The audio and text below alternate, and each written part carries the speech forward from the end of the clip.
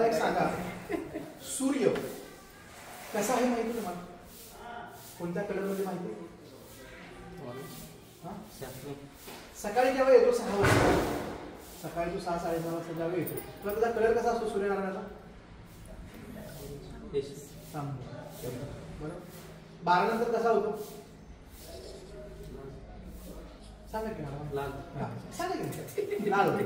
आणि त्याची किरण कशी पडतात माहिती? कलर किरणांचे कलर माहिती? पिवळसर असतात. कसे असतात? पिवळसर. म्हणजे सूर्य किती कलर मध्ये? सकाळी येतो तेव्हा तांबूस असतो, दुपारी लाल होतो आणि त्याची किरण पडतात पिवळसर. पत्रिकेमध्ये असं सांगितलं जातं, तुमच्या केसापासून पायाच्या नाकापर्यंत प्रत्येक ग्रह काम करतो. जो ग्रह मानत नाही त्याला फक्त 7.5 भोग आहे आणि परत मला भेटायचं मी मानतो पण नाही. बर, ग्रहांमध्ये सूर्य येतो ना? सूर्य मानतो. पृथ्वीवरती 2 दिवस सूर्यनारायण नाही आले, मनुष्य जगू शकतो व्यवस्थित? प्राणी, तुमचं शेती, आपण जगू शकतो? मग सूर्य पण ग्रहच आहे ना. काही जण म्हणतात आम्हाला ग्रहांवरती विश्वास नाही. तरी फक्त एकच करायचं, आपलं 7.5चा पिरियड फक्त यस्तवर थांबायचं. 7.5चा पिरियड आला की 7 वर्ष कशा पद्धतीने जातात बघायचं, मला येऊन भेटायचं. आता मला सांगा, पत्रिकेमध्ये लग्न स्थानामध्ये, ज्या पत्रिकेमध्ये लग्न स्थानामध्ये सूर्य स्ट्रॉंग असतो तो व्यक्ती राजकारणी बनतो. एक मोठ्या व्यक्तीवरती, मोठ्या पोस्टवरती काम करण्याचे जो स्टेटस राहतं, हाताखाली 4-5 नोकर असणार, ती एक मोठी गाडी असणार आणि ब्रँडेड विचारांचं देवाणघेवाण तुझ्याकडे असणार. पत्रिकेमध्ये सूर्य हा राजा माणूस सांगितलेला आहे. सूर्याला वडिलांची उपमा दिली. आपल्या घरामध्ये सूर्याला कोणाची उपमा दिल्या? वडिलांची. आता चंद्र, ज्या पत्रिकेमध्ये चंद्र लग्नस्थानामध्ये असतो, चंद्र हा मनाचा कारक सांगितलेला आहे. चंद्र कशाचा कारक आहे? मनाचा कारक आहे. आणि मन कोणाच्या अधीन काम करतो? आईच्या अधीन काम करतो. कोणाच्या अधीन काम करतो? आईच्या अधीन काम करतो. एक लक्षात ठेवा, चंद्राला आईची उपमा दिली. चंद्राला आईची उपमा दिल्या. आईची उपमा ह्यासाठी दिल्या कारण का, तर ज्यावेळी आपल्या दुश्मनाचं सुद्धा वाईट झालं तर आईचं पण हळहळतं. आईला असं झालं नाही पाहिजे बरं का, चांगलं नाही झालं. म्हणजे आपल्या दुश्मनाचं जरी काही झालं तरी आईचं पण हळहळतं. त्यासाठी चंद्राला कोणाची उपमा दिल्या? आईची उपमा दिल्या. ज्यावेळी आपल्याला लागतं, आपल्याला खर्चटतं, लागतं, तेव्हा आपण काय म्हणतो? आई आई ग म्हणतो. काय म्हणतो? आई आई ग म्हणतो म्हणा. आणि जेव्हा मोठा ऍक्सिडेंट बघतो तेव्हा म्हणतो बापरे म्हणतो का? म्हणतो का? तर बापाला एवढं सांगितलं जातं की बापाच्याकडे एवढी ताकद असते की ज्यावेळी किती जरी मोठं संकट आलं, बापाचा पाठीवरती हात पडला तर ते संकट नाही सोडते. पुन्हा बापरे म्हणून सूर्याला वडिलाची उपमा, आईला चंद्राची उपमा दिली. ज्या पत्रिकेमध्ये मंगळ स्ट्रॉंग असतो, त्यानं बिनधास्त नेव्ही, आर्मी, पोलीस भरती, SRP मध्ये बिनधास्त प्रयत्न करायचा. ज्या पत्रिकेमध्ये मंगळ स्ट्रॉंग असतो त्यानं बिनधास्त प्रयत्न करायचा. ह्याच्यामध्ये, ह्या दलामध्ये मंगळ रक्ताचा कारक आहे आणि पांढऱ्या पिशींचा कारक आहे. मंगळ रक्ताचा कारक आहे, रक्त उसळण्याचं कारक मंगळाकडे येतं. म्हणजे आपल्या हातात आता बंदूक दिली आणि सांगितलं मारायला, मारणार का तुम्ही? नाही मारणार, पण तिथं त्यालाच जावं, समोर दुश्मनाला बिनधास्त मारणार. का? मंगळ काम करतो शरीरात. आणि ते तिसरं बुद्धीचे असतात ते लोक. कारण का? त्यांचा मंगळ त्या मुवमेंटनं काम करत असतो. ज्या पत्रिकेमध्ये बुध स्ट्रॉंग आहे तो काय म्हणतो माहिती आहे? एक म्हणजे ज्योतिषकार बनतो, एक म्हणजे प्राध्यापक बनतो, अध्यापक बनतो, प्रोफेसर बनतो, वकील बनतो. ह्याच जागांच्याकडे काय काम आहे? जिभेचं काम. कशाचं काम आहे? वाणीचं काम. बुध काय काम करतो? तर तुमच्या मज्जातंतूचं काम करतो. मज्जातंतू कुठं आहे सर? पाठीत जाऊन कुठे भेटतो? ज्यावेळी तुमचा मज्जातंतू काम करायचं बंद होतो त्यावेळी एक अंग काम करायचं बंद होतं, त्याला अर्धांग वायू म्हणतो. अर्धांग वायू झाल्यानंतर माणसाची पहिली जाती काय सांगा बरं? यस, जीभ चालायची बंद होती ना, तो बोबडं बोलायला सुरुवात करतो, त्याला बोलता येत नाही. कारण का तर बुध बुध जीविता कारण लक्षात. आता पत्रिकेमध्ये गुरु गुरु कशाचं काम करतो? मोठ्या मेंदूचं काम. बुध सायंटिक्स ही गोष्ट कशापासून बनती, कशी बनवायची असती ह्याच्यावरती अनेक प्रकारचा शोध घेतो. गुरुकडे काय येतं?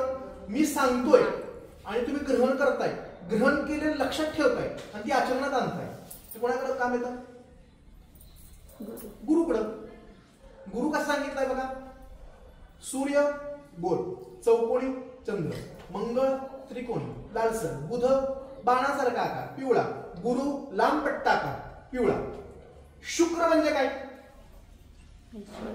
शुक्र बघितलाय कधी? शुक्र ग्रह बघितलाय कधी? नाही बघितलं. कुठं?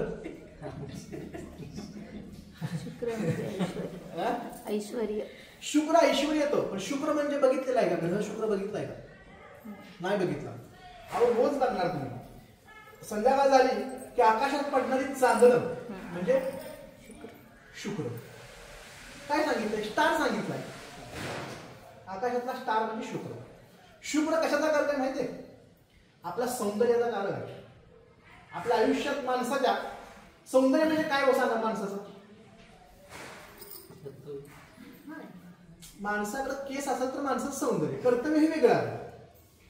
माणसाच्या डोक्यावरती केस असतील किंवा काय असेल तर हे सौंदर्य आहे. माणसाचं जास्त करून काय होतं? केस काढले की माणूस विद्रुप दिसतो बघा. तसंच सौंदर्याचा कारक शुक्र सांगितलेला आहे.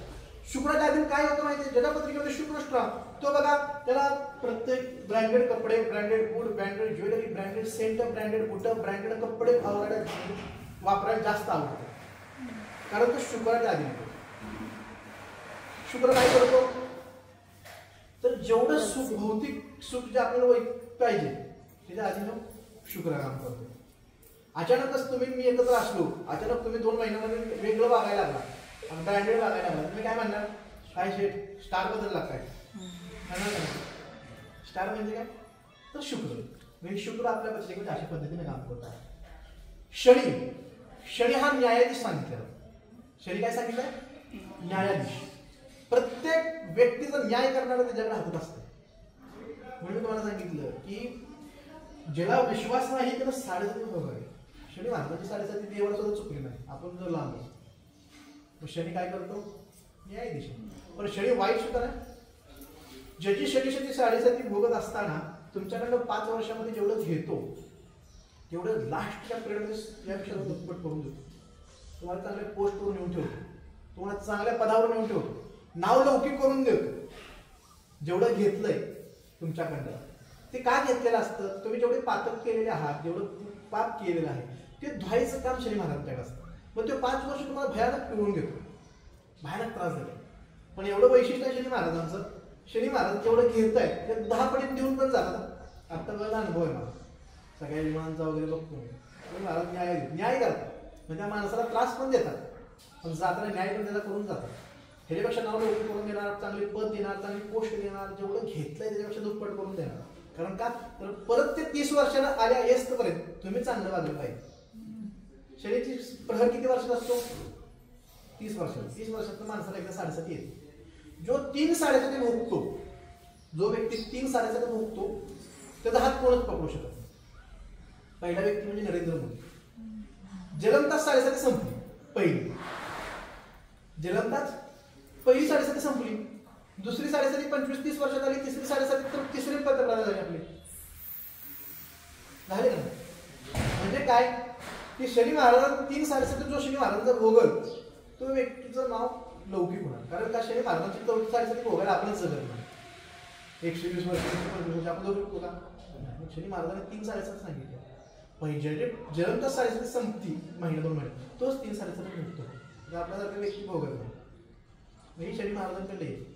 आता ही राहू आणि केतू जन्मजात 7.5 जन्मता 7.5 म्हणजे आता लक्षात ठेवा, मुलगा जन्मलाय, आज मुलगा जन्मलाय, त्याची पत्रिका बघितली, कुंभ राशीचा मुलगा आहे, कुंभ राशी 7.5 संपत आली असं समजलं. उदाहरणार्थ एक उदाहरण देतो. आज त्या व्यक्तीची यशस्वी रास आहे, कुंभ रास धरून चालेल. उदाहरण देतो. आज मुलगा जन्मला, त्याची पत्रिका बघितली, पत्रिकेमध्ये कुंभ रास सांगितल्या, कुंभ राशी 7.5 उद्या तर संपते, आज तो जन्मलाय. झाली ना मग एक साडेसाठी भोगली ना तो जलमतात 2 दिवसात 4 दिवसात 6 महिन्यात साडेसाठी संपली झाली त्याला एक साडेसाठी भोगून गेला जाईल 2 साडेसाठी हा ग्रहांचा अनुकूल असतो सांगितलं.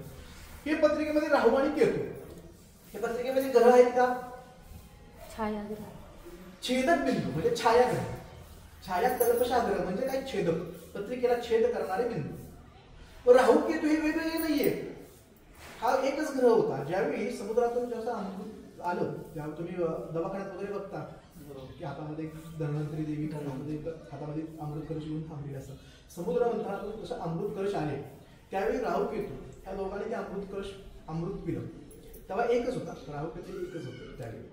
त्यावेळी विष्णूंनी त्यांच्या चक्राने त्याचं शरीर वेगळं केलं धड वेगळं केलं त्यामुळे अमृत काय आलं वरतीच राहिलं खाली आलं का त्यामुळे धड वेगळं आणि चेहरा वेगळा असं त्यांना वेगळं केलं मग ते दोघं वेगवेगळे झाले मग ते एक राहू आणि केतू झाले. लक्षात आलं त्याने त्यांचं पूजन. पण पत्रिकेमध्ये सुद्धा आता एवढं भारी काम करतात ह्यांच्या आधी बघा ह्यांच्या आधी संतती होणार का नाही ह्यांच्या आधी शापित दोष ह्यांच्या आधी पितृदोष घरामध्ये कुलत्रास ह्या सगळ्या गोष्टींच्या आधी राहू केतू काम करतात. पत्रिकेमध्ये राहू स्ट्रॉंग असेल तर अनेक पद्धतीने सुख भोगायला येतो एवढा राहू स्ट्रॉंग आहेत मला चून फारशल प्लुटो हे सुद्धा पत्रिकेत तसे त्या पद्धतीने काही काही काम करतात पण ते आता पूजनमध्ये येत नाही पूजनमध्ये 2 ग्रह येतात. लक्षामध्ये ही नवग्रहांची ओळख आहे. आता नवग्रहांचं पूजन करा ताई अक्षराची वाटी सरांच्याकडे द्या मी जसं जसं फुल ठेवेल तसं तसं तुम्ही ते पूजन करायचं. सर पूजा लक्षात येते ना म्हणजे मी सांगतोय असं नको तर ते लक्षात ठेवा त्यातलं 2% जरी तुम्ही लक्षात ठेवलं कर्माचं ह्या सगळ्याचं तरी सुद्धा तुम्हाला तेवढं पुण्यफल प्राप्त आहे. हरि ओम लवाकुशम संकाशम काशिपे महद्रिंदवरी सर्वापन प्रदोषितवाक्रम सूर्याय नमः आदिदेवताः प्रत्यादेवता सहित आवाहयामि स्थापयामि पूजयामि ओम गदिजं गजाराभं शोदानं सर्वनमामि विष्णुशंकरप्रभूषणं सोमाय नमः आदिदेवता प्रत्यादेवता सहित आवाहयामि स्थापयामि पूजयामि ओम धरणीगर्भसंभूतं विद्युत्कान्तं कुमारमित्यासर्ग मन्त्रप्रमाणं भवाय नमः आदिदेवता प्रत्यादेवता सहित आवाहयामि स्थापयामि पूजयामि प्रियंगोपुलिकाशानं प्रोपिनाप्रतिमं सोम्यं सोम्यं बुधप्रमाणं बुधाय नमः आदिदेवता प्रत्यादेवता सहितावयं स्थापयामि देवानुजनं भूतं लोकेशं तन्नमामि बृहस्पतिं महादेवता प्रत्यादेवता सहितावयं स्थापयामि पूजयामि हिन्दुसंप्राणदेवता प्रमुखप्रत्यादेवता भारतोत्तरं शुक्राय महादेवता प्रत्यादेवता सहितावयं स्थापयामि पूजयामि दानिसंहासं रविपुत्रयमागं ठायमार्तनमामि हिन्दुराय महादेवता प्रत्यादेवता सहितावयं स्थापयामि पूजयामि अर्धकाय महावीर चन्द्रादित्यं सिद्धिकाग्रसंभूतं तं राहु प्रणामं राहवे महादेवता प्रत्यादेवता सहितावयं स्थापयामि कलाशं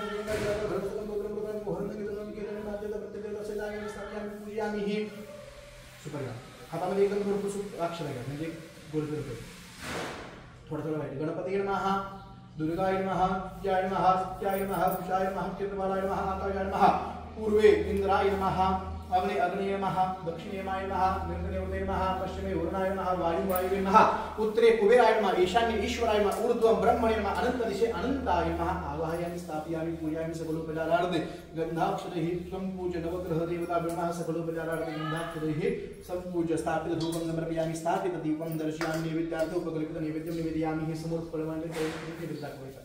प्राणाय स्वाहा प्राणाय स्वाहा व्यानाय स्वाहा प्राणाय स्वाहा समानाय स्वाहा पूर्ण ब्रह्मणि महाप्राणप्रियामि अमृतं समानः पुत्राभिषेकं समर्पयामि हस्तप्रक्षालं समर्पयामि नारावृत्ति फूलदेवं जयज उत्तराकुशं समर्पयामि हस्तप्रक्षालं समर्पयामि मुखप्रक्षालं समर्पयामि हे करोधनार्थे फलवती छंद सकलोपचारार्थे गंधाक्षरपुष्पाणि समर्पयामि सेवन्तिकाभिषेकंबलवादिलाभिषेकंदाधिकारी बिल्वप्रवालपुष्पलमालस्ते विस्तान पूजयामि जगदीश्वरमे प्रसिद्ध हात जोडायची नवग्रहांची प्रार्थना करायची. ब्रह्मा त्रिपुरांतकारी भानु शशी भूम शुतो बुधश्च गुरु शुक्र शनि राहु केतु सर्वे ग्रहा शांतिकरा भवन्तु. नवग्रह देवता ब्रह्मा सकलोपचारार्थे गंधाक्षरपुष्पाणि समर्पयामि. नमस्कारः नमस्कारं करोमि. अनेन पूर्तपूजन नवग्रह देवताः प्रियन्तान् नमो